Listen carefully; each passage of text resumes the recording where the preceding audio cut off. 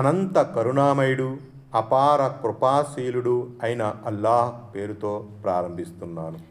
ఆయత్ నెంబర్ 255.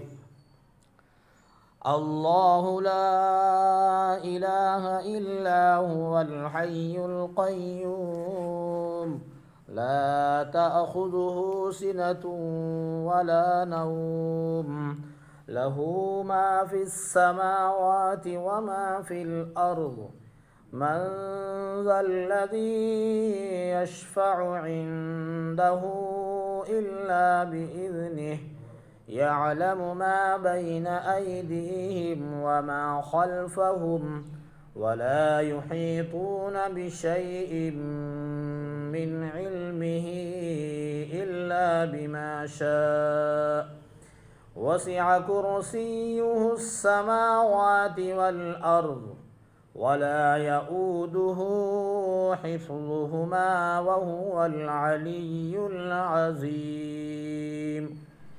ఆయత్ నెంబర్ 255. అల్లాహ్ మాత్రమే నిజానికి ఆరాధ్య దైవం. ఆయన తప్ప మరో ఆరాధ్యుడు లేనేలేడు. ఆయన సజీవుడు, అన్నింటికీ మూలాధారం. ఆయనకు కునుకు గాని నిద్ర గాని పట్టదు. భూమి ఆకాశాలలో ఉన్న సమస్తము ఆయన ఆధీనంలో ఉంది. ఆయన అనుమతి లేకుండా ఆయన సమక్షంలో సిఫార్సు చేయగలవాడెవడు? వారికి ముందు ఉన్నదానిని వెనుక ఉన్నదానిని కూడా ఆయన ఎరుగు. ఆయన కోరినది తప్ప ఆయనకున్న జ్ఞానంలోని ఏ విషయము వారి గ్రాహ్య పరిధిలోనికి రాదు. ఆయన కుర్చీ వైశాల్యము భూమి ఆకాశాలను పర్యవేష్టించి ఉంది. వాటిని రక్షించడానికి ఆయన ఎన్నడూ అలసిపోడు. ఆయన సర్వోన్నతుడు, గొప్పవాడు. ఇది ఆయతుల్ కుర్సీ. దీని శ్రేష్టత మహిమ గురించి ప్రామాణిక హదీసులలో వచ్చింది. ఉదాహరణకు ఈ ఆయతు దివ్య ఖురాన్లోని ఘనమైన ఆయతు. దీన్ని పారాయణం చేయడం వల్ల రాత్రిపూట సైతాను కీడు నుంచి రక్షణ లభిస్తుంది. ప్రతి ఫర్జ్ నమాజ్ అనంతరం ఈ ఆయతుల్ కుర్సీని పఠించడం పుణ్యప్రదం.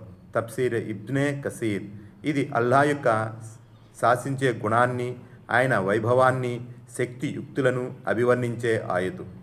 కుర్సీ అంటే అడుగుపెట్టే స్థలమని కొందరు, జ్ఞానము అని కొందరు, దైవశక్తి అని మరికొందరు, రాజ్యాధికారము అని ఇంకొందరు, అర్ష్ అని కొందరు అభిప్రాయపడ్డారు.